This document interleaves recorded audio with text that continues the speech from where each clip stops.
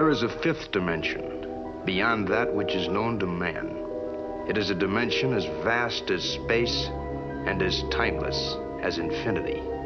It is the middle ground between light and shadow, between science and superstition, and it lies between the pit of man's fears and the summit of his knowledge.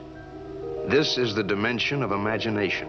It is an area which we call the Twilight Zone.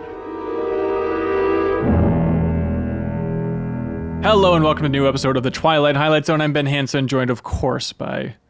It's me, your co-host, Jeff. Jeff Cork. How you doing, man? So good. How are you doing, buddy? Good. It's a busy day. It's a really busy day. And I don't know if you're aware of this, but did you know that the Twilight Highlight Zone is back in the old podcast feed? I knew I felt something different in my life. I know. We worked very hard. Margaret is a saint, and she made it happen. And so if you're watching this on YouTube, you can subscribe and listen to it, which is a very fun way to absorb the show. Yeah. Hey, this episode we're covering, because I don't know if you know this, but with this show, we're reviewing each and every episode of The Twilight Zone. Mm-hmm. Not counting the 80s and 2000s reboots, but maybe someday. Yeah. But this episode of the Jordan Peele reboot is called Point of Origin. It's true. And I love it. I don't watch the teases before the episode. And there's something so fun about just jumping in, having the name, and that's it. And just going for a pure random slice of entertainment here, baby. Yeah. Do you watch the teases? I do. Okay, so what did you think this episode was going to be about? This. It wasn't, like, this is one of the few teases where it was pretty much just like, as advertised. Yeah. It doesn't seem like it's any better or worse than what they showed. Right. We were talking about this off mic just moments ago. I wish that when we'd started doing the new series, that we had watched the teasers also and speculated what we thought the next episode was going to be like. Because the teaser for the next episode looks very cool. Okay, maybe we'll do that for the next season. Because I don't know if you know this, but Twilight Zone will be on for 18 seasons. It's going to be the next Big Bang Theory, so we can all look forward to that. And then the big finale at the end. Mm-hmm. I'm looking forward to it. And then they'll have young Twilight Zone spinoff, which will be very cute. Young Rod. A little precocious. Young narrator. You're right. I'm sorry. Voice of the narrator.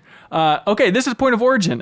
Just to get this out of the way right now. It's written by someone named John Griffin, who did not have writing credits according to IMDb. He has something coming out in the future, I think, but I could not figure out what the tone of this guy's work has been in the past, but it's interesting. It's clear that he's good at ripping things from the headlines. That's true. It's directed by Matthias Herndl, who directed episodes of Wayward Pines, if you recall that show, and also Genius, which I forgot that I watched all of, that National Geographic show about Einstein. Oh, okay. I watched it on a plane, like to Japan or something, just like marathon that. Yeah. And then I became a genius. Really? And I gotta say, this Matthias fella directed the S out of this episode. Yeah. Okay, let's just talk about stylistically. Let's do it.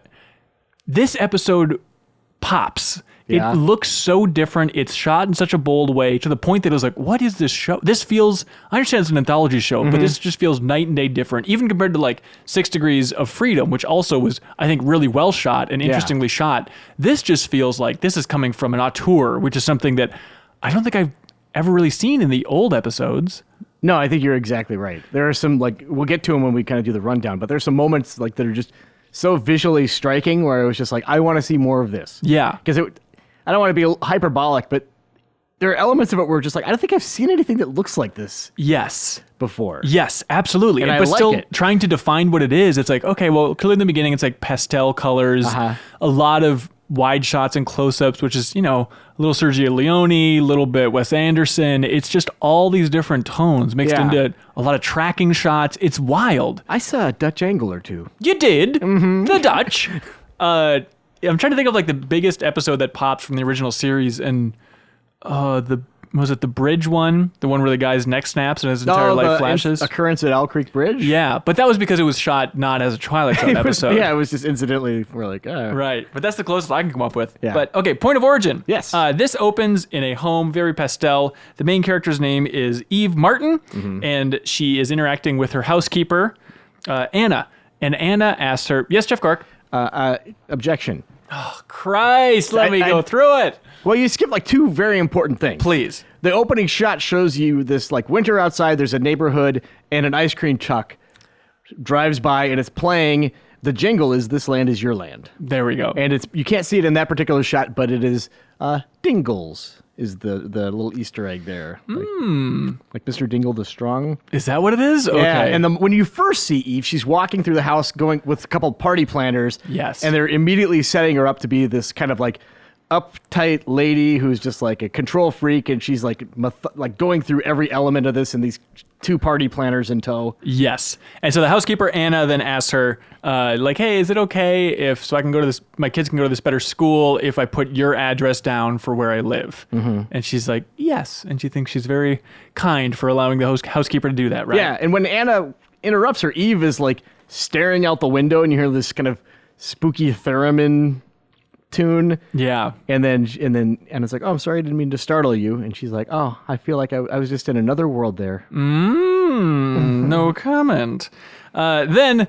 the charter school she wants to go to is Matheson Charter School. Oh, of course. Okay. So the writer reference. They're at a point where they may as well just say, like, my kid wants to go to Eye of the Beholder Academy. Then some jackbooted thugs kick down the door and take Anna away because she's an illegal immigrant. Yes. Never to be seen again. And it's clearly like our main character isn't happy about that, but at the same time, she doesn't put up much of a fight. But then she's telling the story the next day or in the future with her friends, and she's talking about like, I said, get out of this house, lay your hands off, or all this stuff. And their friends are like, did you really say that? She's like, well, of course I did. Yeah, and then her friends just kind of go on this tear. Each one of them is saying something more offensive than last. And it's very clearly like about these times we live in. Oh boy, these times. Like a lady named Gretchen says, these people knew what they were getting into when they came here. It's illegal. And they're all very self-satisfied. At this point, I was kind of like, and this is an overarching question for the entire episode that I had, is, are we supposed to like Eve? I really like her performance. I think Yeah. I wasn't familiar with this actress, but I thought she did an awesome job. Apparently she's been on, like, she was one of the stars of Big Love. Oh, she was the love. She was the love. Oh, that's cool. Yeah. So then she has to go to the grocery store, which is clearly a very alien thing for her, right? So she's going there with the twin daughters. They're like making references in Spanish, which is kind of just subtly glossed over. Like when they're having breakfast before they go to the store, the kids ask, can we have plantains like they do in Guatemala? Right. And like before they even go to breakfast, Eve has a nightmare about like this crazy black and white world, and there's like ruined buildings, and that element, the nightmares, that comes up several times. That's the part that just really jumps out, not just because it's black and white, which obviously is different from a world of color that the rest of the episode is in, but I don't know about you, those were like stunning. I was like, I wanted to look at more of those. Give us so more. neat looking. Hopefully they come back in some way in this episode. You never know. So she goes to the grocery store. She's very uncomfortable. She's doesn't have her rewards card. She's trying to use her credit card. It's not being accepted. Then eventually gets to the point where she's like, F it, let's go. Yeah, she double parks her Range Rover at the store. The whole thing is like a big setup just to show like, hey, Eve's out of her element. These kids know all about Anna. Like, she's like, the kids are like, Anna hates it when people park like this. And then they ask if they can give $1 to this guy named Otto, who's like playing guitar in the parking garage, which seems like the worst place to busk. Yeah, could be better. And he's playing This Land Is Your Land. Of course. On the guitar. She gets back to her car. There's a note on the car. It says, hey, your car takes up 2 parking spaces. You must be so much better than me. That is a good note. A lot of fun. Yeah. At this point, I have no idea where this episode's going. Yeah. And that's the best feeling in a Twilight Zone is like, what is this? Yeah. Where could this possibly be going? It clearly has a bold take, and I don't know which direction it's going to zig. Yeah. If you'd seen the trailer, you'd know exactly. Because they do everything short of showing the closing narration. Well, I don't want to watch those teasers then. All right. Hey, live your life. So Jordan Peele then comes on the screen and says, hey, Eve was raised to view the world from a position of comfort and privilege, all that stuff, right? But she's about to find out that she's about to enter the Twilight Zone. Yes. All that great stuff. Exactly. So, next quirk, those jackbooted thugs come to the door again. And what do they want? Well, they take her from the car. Oh, is that right? Yeah. Okay. And then, they're in like a processing place, and like she sees her husband in the lobby, and he's like, "Oh, the kids are in the juvenile facility," and they're told it's a matter of national security. So then they're trying to figure out what the problem is, and she's like, "Oh, it's the credit cards." And the husband William is like, "Oh yeah, it must be identity theft, and now they think you're a terrorist or something." Yeah. Then they're finally taken to the room with the jackbooted thugs. And she's like, does this have to do with a charter school? I can give you money if you want. Yeah, trying to bribe it. It's just like this weird vibe. And at this point, I don't know how literate You are, but I don't know if you've read much of Kafka, but this is very Kafka-esque. Oh. Behave. Oh, no. It is like, especially like the trial. If you read like the beginning of the trial, where it's just like he's whisked away, he doesn't understand what's happening. He's never can get a clear answer for like what am I being held for? Why are you coming to my house? It's straight out of that. For just it moves along, Yeah. and you're just given like teases, and it's just like this feeling of you're guilty, but it's never explained why. Yeah, especially because then the official's like, oh, there's been a misunderstanding. William and the kids, you guys can leave. And then he was like, all right. And I was like, I'll go get an attorney for you. I promise you. Not so fast. You have to stay. Yeah. So, and then she's like fingerprinted and processed, and she has like a red jumpsuit she has to wear. And then as she's walking down the hallway, we hear someone whistling. It's Otto! Big Otto, baby. The Otto character, I never quite wrapped my mind around in this episode. Yeah, he is one of two characters in this episode that their names are palindromes. Anna, Otto. Oh, that's interesting. And Eve! Wait a minute. And William! Oh, wait. But hang on. But is it implying? Well, I guess that doesn't work. But maybe there's a certain reason why they're all themed the same way, right? I don't know. Anyways, so she runs across Otto again, and Well, before she runs into Otto again, all these people are like milling around, and then she sees Anna, and Anna is like, there's a warm embrace, but then it's clear like, oh, Anna's not super stoked to see her. She just kind of gives her a little lecture about how like you chose to ignore it when the problem was on TV. Yes. She's like, I thought they'd send you like deport you back to Mexico. And she's like, what do you think would happen? She's like, I'm from Guatemala, by the way. I've been working in your house for 11 years. You don't know the names of my kids. Yes. All this other stuff. And then she just goes into this big monologue about how she basically raised Eve's kids. And then Eve apologizes. And Anna is like, I think I know why you're there. Follow me. And then she goes to the sink and pushes the secret panel. Right. Which is then she sees Otto. Yes. And he says, if you want to know why you're here, you better come with me now. Mm-hmm. And this is where it gets so confusing. Yeah. Good God. So this is then, there is some sort of interrogation, right? And Otto's leading her there. And Otto says, if my notes are correct, you're going to think she's speaking English to you, and you don't remember who you are. Yeah, he thinks you're speaking English, but she's not. Only people like us can understand.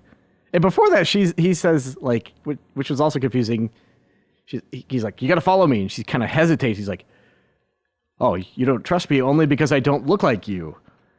And I was like, I don't understand what that means. Is he supposed to be of some different ethnicity? Or is it because he's wearing a blue jumpsuit and she is wearing a red jumpsuit? Or that could be, or maybe it's just like, society-wise, he's homeless, so he seems different or something. He says, hey, they want to send us home, but this is our home now. And it's like, okay, this is when this episode is like fully clicking in. Yeah. Surprise immigrant is the storyline. But even that is an oversimplification for where this goes. So she's being interrogated. She has a mask on, which is very... Well, but before that, though... Yes, please.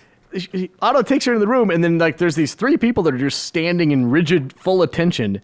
And then the one lady who's the leader starts talking about how like many of us were left behind. You're not alone. And like our people wondered if the blue sky was possible, not the gray skies you were raised under. And then she needs to remember who she is before they do. Yes. So they can't unlock her memories. And then she's like, it's our home now. And then an alarm sounds. And then people come in and grab her, strap her to the interrogation table. And then put that mask on her, which is... It's a cool looking mask. It's a cool looking mask. It kind of gives her the pig's nose, a little bit Eye of the Beholder, exactly, right? Where it's like, oh, okay, kind of a weird version of the mask combined with Eye of the Beholder look, right? And then the questions are like, true or false? The dimension we exist in is one of an infinite number. And they're like asking her impossible questions about quantum mechanics, and she's flabbergasted by this whole thing. Then they just flat out say it, right? Where they say like a caravan came to our dimension 20 years ago. Yeah, 30 years ago. And okay. And then pilgrims risked everything for hope of a better future. Apparently the other dimension super sucked. And then he says something about like these pilgrims are holding back our evolution. Yes. It's a very confusing string. And then the weirdest part though is he goes, hey, this is going to be just like playing video games with your children. Just close your eyes and relax, which made me think, do they know what video games are? Well, clearly they don't. You saw the kind of games the Wonderkin really wanted to play, which is Exactly. some arcade game nonsense. Yeah. So eventually after all this test, they're like, hey, your test came back negative. And she's so delighted that she's not from another dimension or what the hell's going on. Yeah. Another dimension. And she returns home. The kids are there. Like, hey, we made you dinner. We used Grubhub. Which is fun. And she is just horrified because she's like, they showed me my nightmare. She's talking to her husband. Yeah. Like, how did they know this black and white nightmare that I've been having for so long? It's like I'm on the brink of recalling something. Yeah. When I look at the sky, and then what if she's from another dimension? Ah, it was a fake out. The jackbooted thugs kick in. They're like, you secretly have been confessing the whole time. Just as I suspected, we found another pilgrim.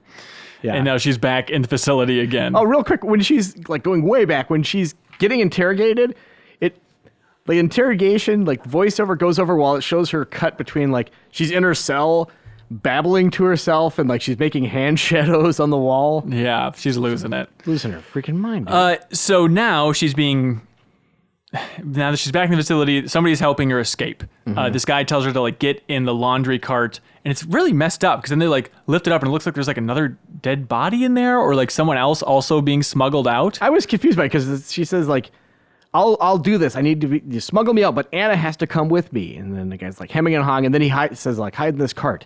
And she makes this completely revulsed face, but this body is face down. So at first I was like, what, does she just not want to be that close with Anna? Is Anna like a real gross person? Then I realized, oh yeah, it's a dead body. Right. So then she climbs in there. It barely gets past the guard because the guard takes off her gloves and she's about to poke her to figure out if this is really a dead body because the guy explained that there's some horrible disease going around and the guy's like, oh, you don't want to do that. They all died crapping out blood. So then the guard's like, okay, that's fine.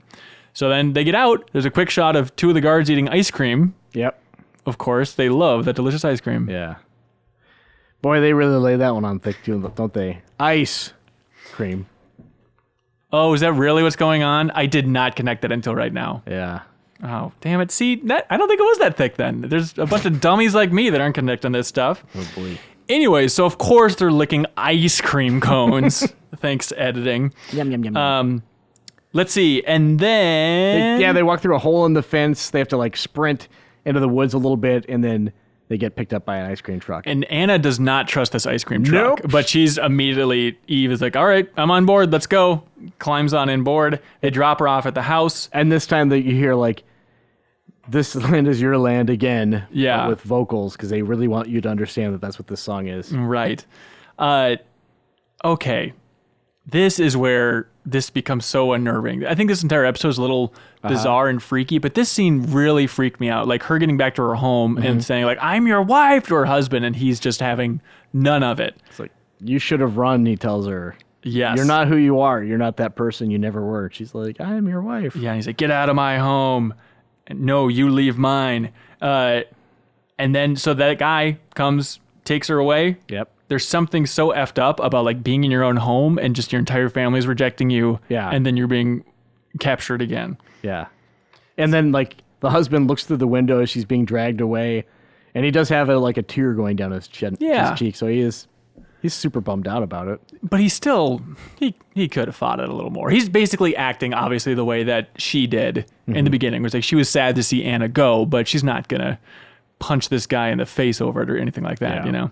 And then, hey, Jordan Peele says, hey, we're all immigrants from somewhere, huh? And he's eating ice cream. That's right. He's part of the problem. Point of origin. Yeah. Cork, what'd you think? It's frustrating because I think like on a technical level, this and was it the previous episode or the one before, the one that took place on the space station? One before, yeah. They're both really interesting to look at. I think this story is so simple, and I don't mind a simple story. But I don't know if I go with simple. I don't Really? know. It seemed to me like one of the most challenging episodes so far. It's like if I've only watched all these once. If I were to rewatch one, I think I would rewatch this one. You know, but you're saying maybe it's just especially because you saw that teaser for this episode from last week, you knew where it was going the entire time. Yeah. Or I guess it took me a little while to be like, oh, it's all about point of origin. Okay, here we go. Surprise immigrant, which is still a story I've never seen before. Really? Like in Alaska, someone comes, maybe from another planet? Usually, What? like on Twilight Zone, they're invading. Yeah, but it's not that idea that like, hey, you are from another place. It turns out Yeah. you are out of place and you are secretly this Yeah. entity that you've been ignoring the rest of your life, you know? Mm-hmm. So you didn't like it. I didn't dislike it. Okay. Like It just it was just kind of like a.